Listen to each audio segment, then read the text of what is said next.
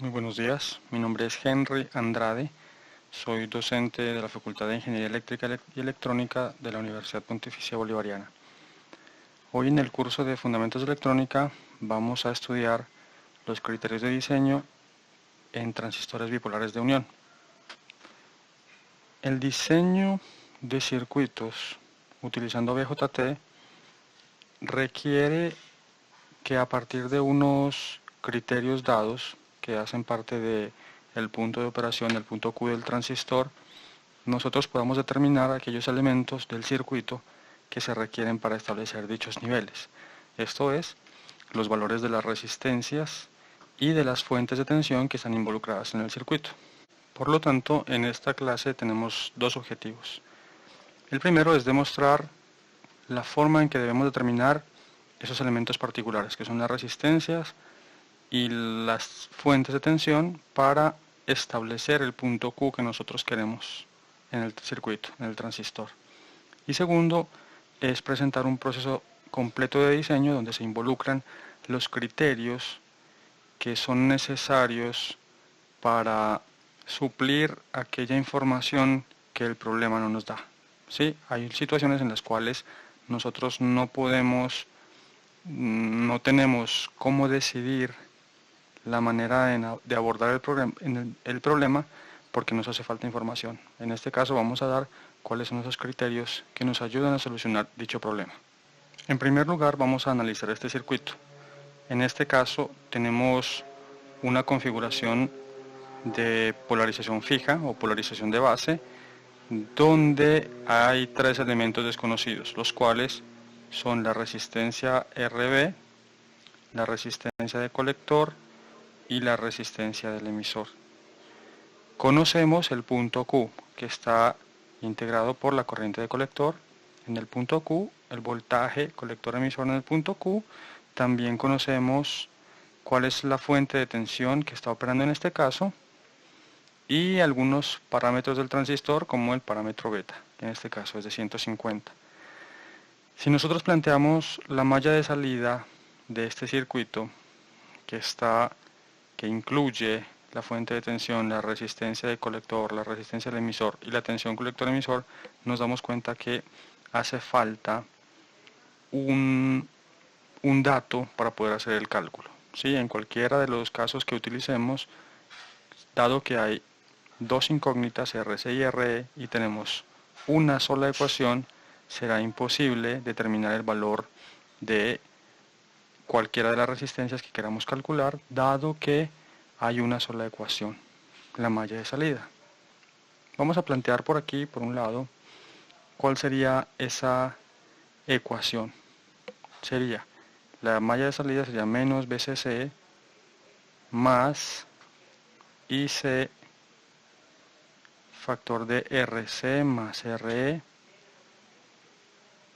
más la tensión colector emisor es igual a 0. Sí, aquí podemos observar que tenemos dos incógnitas y tenemos una sola ecuación. Por lo tanto, eso nos impide que podamos realizar el cálculo. Para poder solucionar este inconveniente tenemos que incluir un criterio de diseño que nos ayude a solucionar este problema, que es falta de un dato. Ese criterio de diseño consiste en hacer que la tensión en el emisor, la resistencia RE, la tensión que cae en la resistencia RE, hacerla igual a 1/10 del valor de la fuente.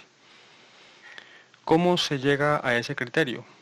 Bien, RE no puede ser muy grande debido a que el voltaje a través de él nos va a limitar la amplitud del voltaje de colector emisor. Si ustedes piensan en la recta de carga, voy a hacer aquí un dibujo que sería voltaje colector emisor versus corriente de colector. Ustedes saben que aquí estaría ubicada la recta de carga y ustedes saben también que vamos a tener por aquí BCC. El punto BCC significa que la tensión entre colector y emisor va a estar variando entre 0 y VCC. Por lo tanto, la idea de que la resistencia del emisor solamente ocupe un décimo de ese valor es para que el punto Q se pueda desplazar en todo el rango que le queda a ese valor. La fuente de tensión VCC se va a mover, se va a distribuir entre la resistencia RC y la tensión colector-emisor. Eso va a suceder cuando una señal de corriente alterna entre al amplificador con BJT y por lo tanto no queremos que la resistencia RE se tome un valor muy grande de la fuente. Por eso este criterio de diseño me dice que solamente debo tomar un décimo de la fuente. Sabiendo eso, yo puedo aplicar ese criterio, yo puedo decir que B sub E es un décimo de VCC y de esa manera yo puedo calcular muy fácilmente el dato que me hace falta para completar esta ecuación. Yo ya sé que el valor de tensión que cae sobre la resistencia RE es 2 voltios. Con ese dato adicional, entonces yo puedo calcular el valor de RC. Yo digo que RC, la tensión que cae en RC, va a ser la diferencia entre todo el valor de la fuente VCC menos lo que cae entre colector y emisor menos lo que cae en el emisor, que ya lo conozco, dividido la corriente que pasa por esa resistencia, que es la corriente de colector en el punto Q. Realizando los cálculos determinamos que el valor de RC es igual a 4 kΩ.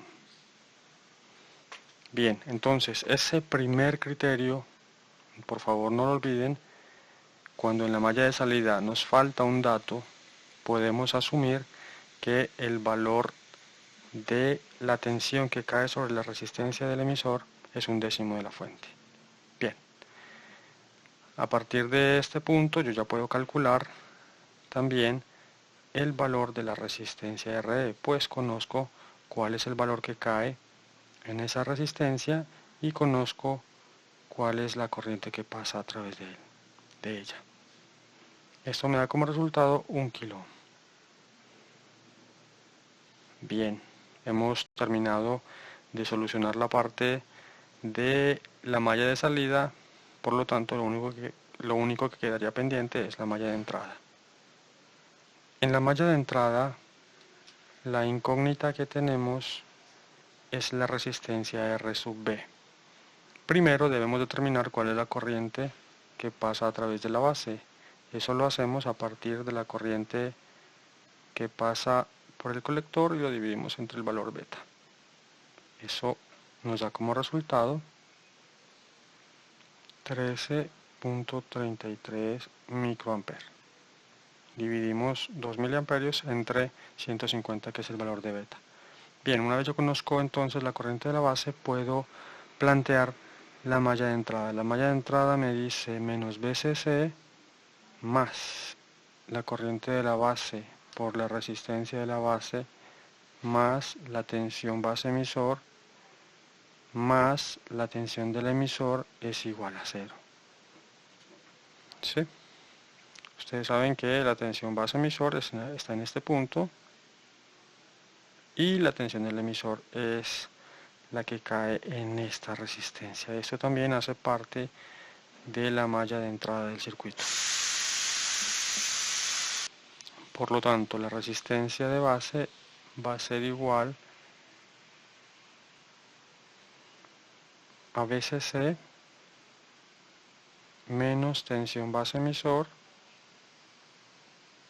menos la tensión, aquí es tensión base emisor del emisor dividido la corriente de la base.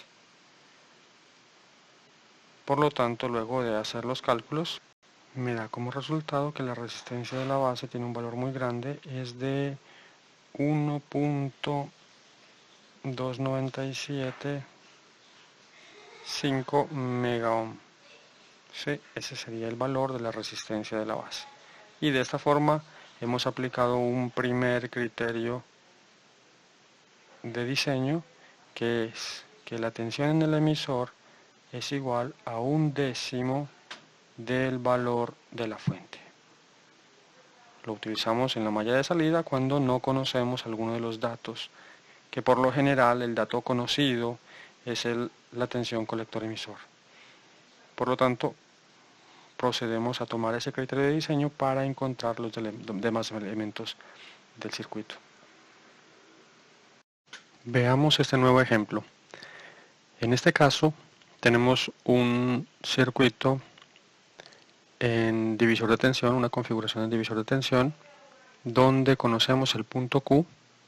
En este caso tenemos la corriente de colector y la tensión colector-emisor. Pero además tenemos dos incógnitas adicionales, que son R1 y R2 en la malla de entrada. Veamos cómo se procede en este caso. Inicialmente consideramos la malla de salida, que incluye las resistencias RC y RE, que es lo mismo que ya habíamos hecho en el ejercicio anterior. Conocemos el valor de la fuente y conocemos el valor de la tensión colector-emisor en el punto Q, pero de la misma manera nos hace falta un dato en la malla de salida porque tenemos dos incógnitas. Utilizamos entonces como primera medida el primer criterio de diseño, que nos dice que la tensión en el emisor es igual a 1/10 de la tensión de la fuente. Siempre vamos a utilizar en el caso en que no conozcamos algún dato de la malla de salida. En este caso nuevamente la tensión en el emisor va a ser de 2 volts, 20 entre 10, y vamos a poder calcular la resistencia en el emisor de esta forma. Tensión que cae en la resistencia del emisor dividido la corriente que pasa por esa resistencia. Eso nos da como resultado 200 ohmios. Bien, ya conocemos entonces la resistencia del emisor, procedemos a calcular la resistencia en el colector. La resistencia en el colector será la tensión que cae sobre esa resistencia, que va a ser igual a VCC menos la tensión colector-emisor menos la tensión en el emisor, dividido por la corriente que pasa por esa resistencia. Luego de realizar los cálculos nos damos cuenta que la resistencia RC es de 1 kilo ohm. Bien, entonces recuerden que cuando no tenemos un dato en la malla de salida, empleamos este criterio de diseño que vimos en el ejercicio anterior para calcular el valor de RC, y posteriormente procedemos a calcular la tensión de la base. Para calcular la tensión de la base tenemos que recurrir a el método de cálculo aproximado que habíamos visto anteriormente cuando utilizamos circuitos con divisor de tensión. Si ustedes recuerdan, cuando analizábamos el caso del método de cálculo aproximado, se debía cumplir un criterio, que era que la corriente que pasa a través de R1 y R2 es aproximadamente igual. En ese caso estábamos asumiendo que la corriente que pasa a través de la base era muy pequeña, debido a que la impedancia que se encuentra del lado de la resistencia del emisor es mucho más grande. Ese criterio, para aterrizarlo, para ponerlo en datos cuantitativos, asumimos que esa corriente, esa relación que existe entre la corriente de la base y la corriente que pasa hacia el emisor es de 10:1, hay una diferencia de 10:1. En ese caso nosotros podemos utilizar esta regla, este segundo criterio, que es que la resistencia R2 va a ser menor o igual a 1/10 de beta veces RE. Si ustedes recuerdan, beta veces RE es la resistencia que se encuentra al otro lado del transistor. Es esta resistencia de acá, incluyendo la impedancia que hace parte del transistor. Entonces lo que estamos asumiendo nosotros es que la corriente que viene de este lado es casi igual a esta que pasa por acá, porque la corriente de base es muy pequeña, y esta corriente de base es muy pequeña debido a esta relación, a esta proporción. Entonces asumimos este criterio, utilizamos este criterio para poder calcular la resistencia R2. Veamos cómo se hace. Como nosotros vamos a utilizar el método aproximado, entonces lo primero que debemos hacer es calcular la tensión en la base. Esa tensión en la base no la puedo calcular por la malla de entrada, debido a que este divisor de tensión necesita el valor de las resistencias R1 y R2 que en este momento no conozco. Sin embargo, el método aproximado también me dice que la tensión de base es igual a la tensión entre base y emisor más la tensión que cae en la resistencia del emisor.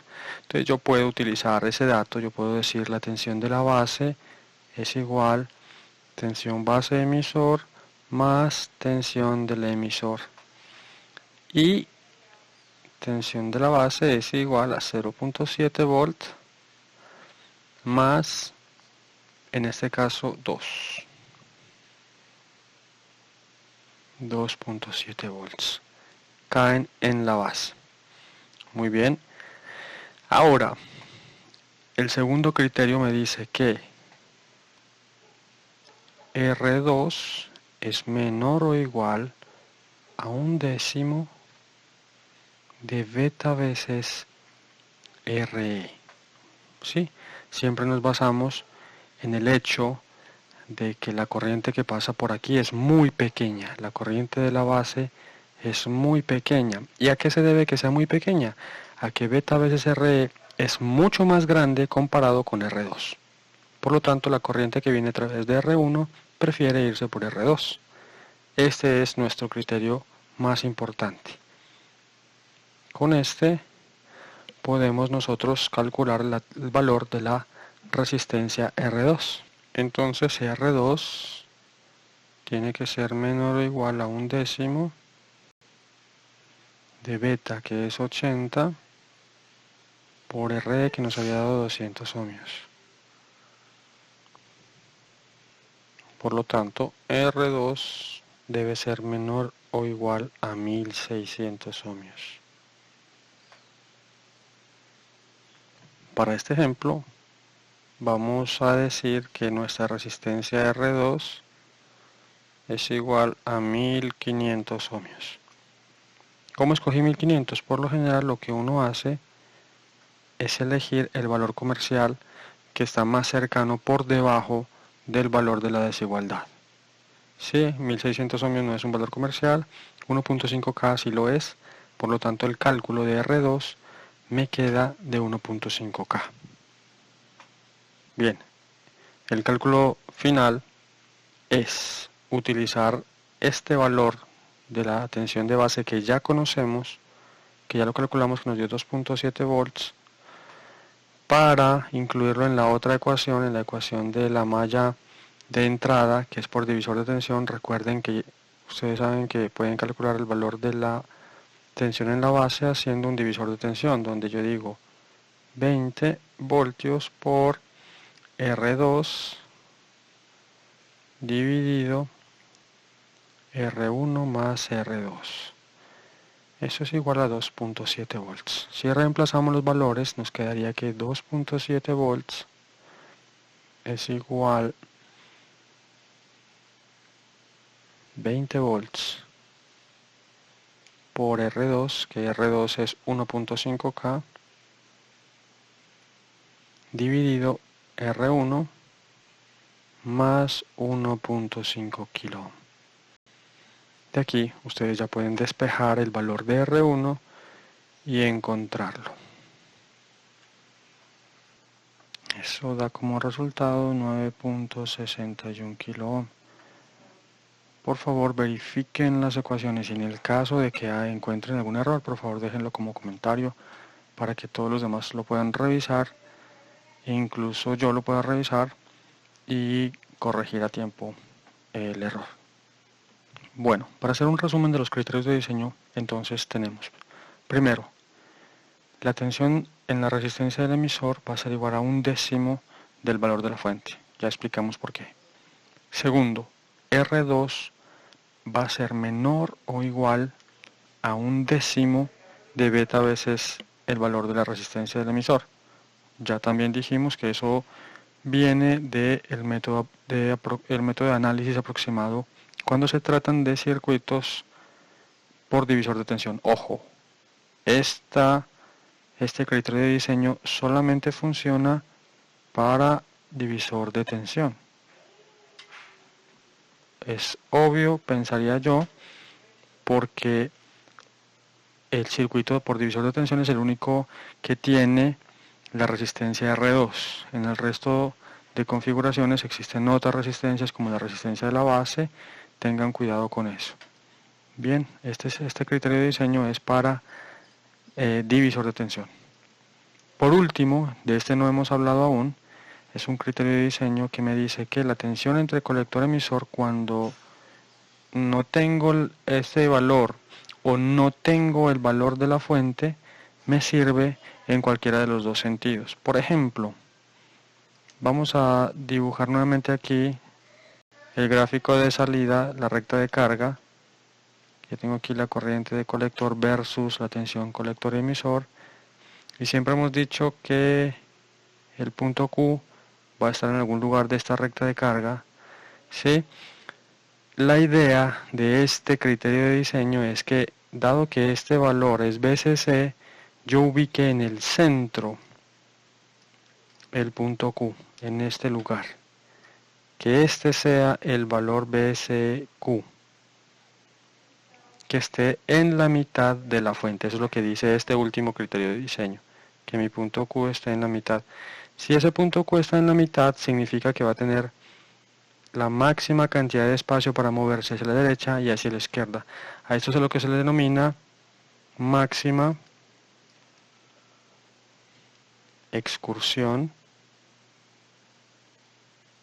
simétrica.